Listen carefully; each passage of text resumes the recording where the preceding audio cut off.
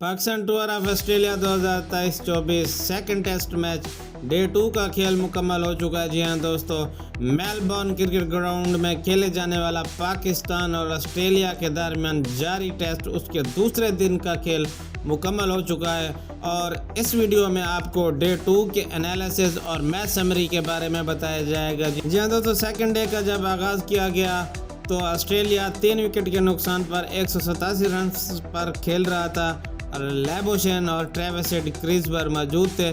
लैबोशेन 44 run के साथ crease पर मौजूद थे और ट्रेविस हेड 9 रनों के साथ क्रीज पर मौजूद थे। ट्रेविस हेड जब 17 रन के ऊपर खेल रहे थे और शाहीन शाह अफरीदी ने 71 ओवर की दूसरी गेंद कराई और आउट एज लगा और सीधी बॉल गई सलमान अली आगा के हाथ में और उन्होंने कोई मौका नहीं छोड़ा कैच गंवाने का और इस तरह ट्रेविस हेड 17 रन बनाकर वापस पवेलियन लौट गए और शाहीन शाह अफरीदी ने किया अपना पहला शिकार। ट्रेविस हेड के आउट होने के बाद बैटिंग करने के लिए मिचेल मार्श और लैबोशेन क्रीज पर मौजूद थे। लैबोशेन जब 63 रन के ऊपर बैटिंग कर रहे थे और आमिर जमाल ने 80 ओवर की 5वीं गेंद कराई और आउट एज लगा और स्लिप में बॉल गई सीधा अब्दुल्ला शफीक के पास और उन्होंने आज कोई मौका नहीं छोड़ा कैच ड्रॉप करने का और इस तरह लैबोशेन 63 रन बनाकर वापस पवेलियन लौट गए और आमिर जमाल ने किया डे 2 का पहला शिकार। लैबोशेन के आउट होने के बाद बैटिंग करने के लिए आए एलेक्स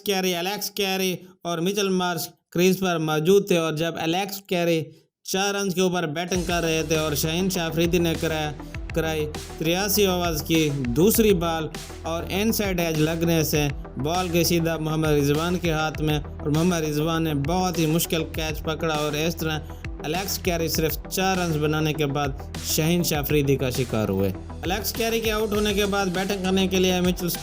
स्टार्क और मिचेल मार्श क्रीज पर मौजूद थे और जब मिचेल स्टार्क 9 रन के ऊपर बैटिंग कर रहे थे तो मीर हमजा ने की 86 ओवर की 5वीं गेंद और आउटसाइड एज लगने से बॉल गई सीधा सेकंड स्लिप में और इस तरह 9 रन बनाने के बाद मिचेल स्टार्क वापस पवेलियन लौट गए और मीर हमजा ने किया मिचेल स्टार्क का शिकार। मिचेल स्टार्क के आउट होने के बाद बैटिंग करने के लिए पैट कमिंस और मिचेल मार्श क्रीज पर मौजूद थे। मिचेल मार्श जब 41 रन के ऊपर बैटिंग कर रहे थे तो मीर हमजा ने की 90 ओवर की पहली गेंद और बॉल बैट पर लगने के बाद बॉल गई सीधा आमिर जमाल के हाथों में और आमिर जमाल ने किया मिचेल मार्श का कैच और इस तरह मिचेल मार्श 41 रन बनाने के बाद मीर हमजा का शिकार हुए और वापस पवेलियन लौट गए। मिचेल मार्श के आउट होने के बाद बैटिंग करने के लिए नेथन लाइन और पैट कमिंस क्रीज पर मौजूद थे। पैट कमिंस जब 13 रन के साथ बैटिंग कर रहे थे तो आमिर जमाल ने 96 ओवर की पहली गेंद और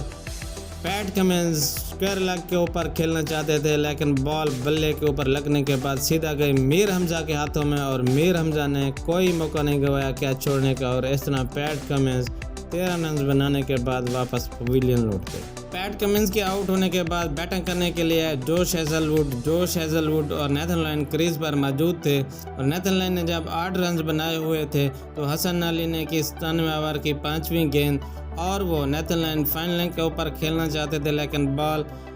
बल्ले के ऊपर लगने के बाद सीधा गए मीर हमजा के हाथों में और मीर हमजा ने कोई कैच गंवाने वाला सीन नहीं किया और इस तरह नेथन लाइन 8 रन बनाने के बाद वापस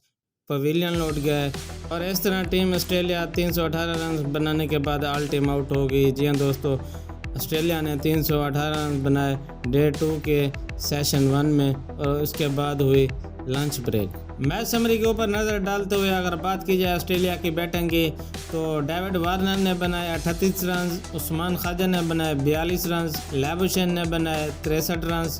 स्टीव स्मिथ ने बनाए 26 रन, ट्रेविस हेड ने बनाए 17 रन, मिचेल मार्श ने बनाए 41 रन, एलेक्स कैरी ने बनाए 4 रन, मिचेल स्टार्क ने बनाए 9 रन, पैट कमिंस ने बनाए 13 रन और नेथन लाइन ने बनाए सिर्फ 8 रन और इस तरह टीम ऑस्ट्रेलिया सिर्फ 318 रन ही बना सकी। और अगर बात की जाए पाकिस्तानी बॉलिंग की तो शाहीन शाह अफरीदी ने कराए 27 ओवर दिए 85 रन और 2 विकेटें हासिल की। मीर हमजा ने किए 22 ओवर दिए 51 रन और 2 विकेटें हासिल की। हसन अली ने कराए 23.5 ओवर और दिए 61 रन 2 विकेटें हासिल की। आमिर जमाल ने किए 19 रन दिए 64 रन और 3 विकेटें हासिल की। सलमान अली आगा ने कराए 5 ओवर और दिए 22 रन 1 विकेट हासिल की। अगर बात की जाए डे 2 के सेशन 1 की, तो पाकिस्तान बॉलिंग ने अच्छा कम बैक किया और ऑस्ट्रेलिया को एक बड़ा टोटल नहीं बनाने दिया। लंच ब्रेक के बाद जब सेशन 2 का आगाज़ किया गया तो पाकिस्तान की तरफ बैटिंग करने के लिए अब्दुल्ला शफीक और इमाम उल हक है। इमाम उल हक कोई खतर खा परफॉर्मेंस नहीं दिखा पाए जब वो 10 रन के ऊपर बैटिंग कर रहे थे और नेथरलैंड ने 16वें ओवर की चौथी गेंद की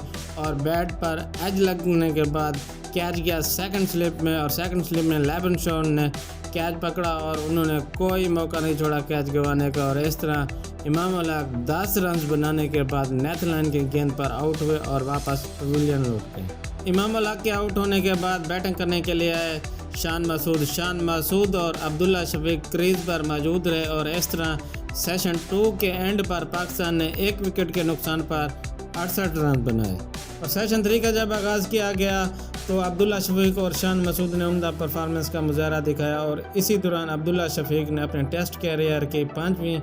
निफ्ट सेंचुरी बनाई। निफ्ट सेंचुरी बनाने के बाद जब अब्दुल्ला शफीक 62 रन पर बैटिंग कर रहे थे तो पैट कमिंस ने 35 ओवर की छठी बॉल की और अब्दुल्ला शफीक सामने खेलना चाहते थे, लेकिन बॉल गई सीधा पैट कमिंस के बाएं हाथ में और उन्होंने इंतहाई मुश्किल कैच पकड़ा, और इस तरह अब्दुल्ला शफीक 62 रन बनाने के बाद वापस पवेलियन लौट गए। अब्दुल्ला शफीक के आउट होने के बाद बैटिंग करने के लिए बाबर आजम। जी हाँ दोस्तों, बाबर आजम जब 1 रन पर खेल रहे थे तो पैट कमिंस ने बाबर आजम को किया क्लीन बोल्ड, और इस तरह बाबर आजम 1 रन बनाने के बाद वापस पवेलियन लौट गया, क्योंकि बाबर आजम की रन्स मशीन जो है उसको कुछ ज़्यादा ही सर्दी लगी हुई है। बाबर आजम के आउट होने के बाद बैटिंग करने के लिए सौद शकील और शान मसूद क्रीज पर टिके रहे, और इसी दौरान शान मसूद ने अपने टेस्ट कैरियर की 8वीं निफ्ट सेंचुरी बनाई। शान मसूद 50 रन बनाने के बाद जब 54 रन पर बैटिंग कर रहे थे तो नेथरलैंड ने की 42 ओवर की 5वीं गेंद और शान मसूद खेलना चाहते थे, लेकिन बॉल बल्ले के ऊपर लगने के बाद सीधा गई मिचेल मार्श के हाथों में और मिचेल मार्श ने किया शान मसूद का कैच, और इस तरह शान मसूद 54 रन बनाने के बाद वापस पवेलियन लौट गए। शान मसूद के आउट होने के बाद बैटिंग करने के लिए मोहम्मद रिजवान और सौद शकील क्रीज पर मौजूद थे, और जब सौद शकील 9 रन के ऊपर बैटिंग कर रहे थे तो जोश हेजलवुड ने की 45 ओवर की चौथी बार, और इस तरह सौद शकील हुए क्लीन बोल्ड। जी हाँ दोस्तों, सौद शकील 9 रन बनाने के बाद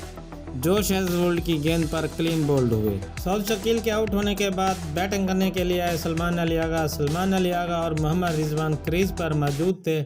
और जब सलमान अली आगा 5 रन के ऊपर बैटिंग कर रहे थे तो पैट कमिंस ने की 48 ओवर की छठी बॉल जो कि फुल लेंथ वाइड थी, लेकिन सलमान अली आगा उसको खेलना चाहते थे और भारी किनारा लगने के बाद बॉल गई सीधा एलेक्स कैरी के हाथों में, और एलेक्स कैरी ने किया सलमान अली आगा कैच, और इस तरह 5 रन बनाने के बाद सलमान अली आगा वापस पवेलियन हुए। सलमान अली आगा के आउट होने के बाद बैटिंग करने के लिए आए आमिर जमाल और मोहम्मद रिजवान क्रीज पर मौजूद रहे। मोहम्मद रिजवान ने बनाए 29 रन और आमिर जमाल ने बनाए 2 रन, और इस तरह हुआ डे 2 के सेशन 3 का इख्तिताम। डे 2 के इख्तिताम पर पाकिस्तान ने 6 विकेट के नुकसान पर 194 रन बनाए। डे 2 के सेशन 3 का सारा क्रेडिट जाता है ऑस्ट्रेलियन बॉलर को, जिन्होंने बहुत ही उम्दा परफॉर्मेंस दिखाई और पाकिस्तान के टॉप ऑर्डर मिडल ऑर्डर को चलता किया।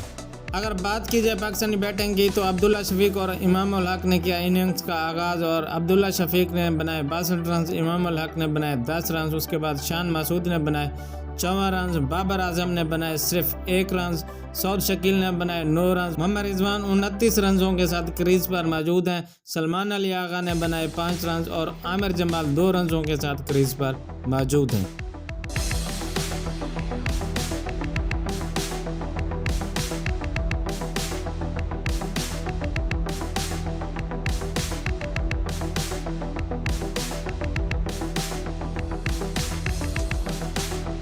दोस्तों, डे 2 के अख्तिताम पर 194 रन बनाने के बावजूद पाकिस्तान अभी भी ऑस्ट्रेलिया से 124 रन पीछे है और उनके पास सिर्फ 4 विकेटें बाकी हैं। क्या कल पाकिस्तान 124 रन पूरे कर पाएगा या नहीं? क्या मोहम्मद रिजवान एक लंबी इनिंग खेल पाएंगे या नहीं? अगर आप स्पोर्ट्स के हवाले से अप टू डेट रहना चाहते हैं तो जुड़े रहिए हमारे साथ। Keep watching and stay with us.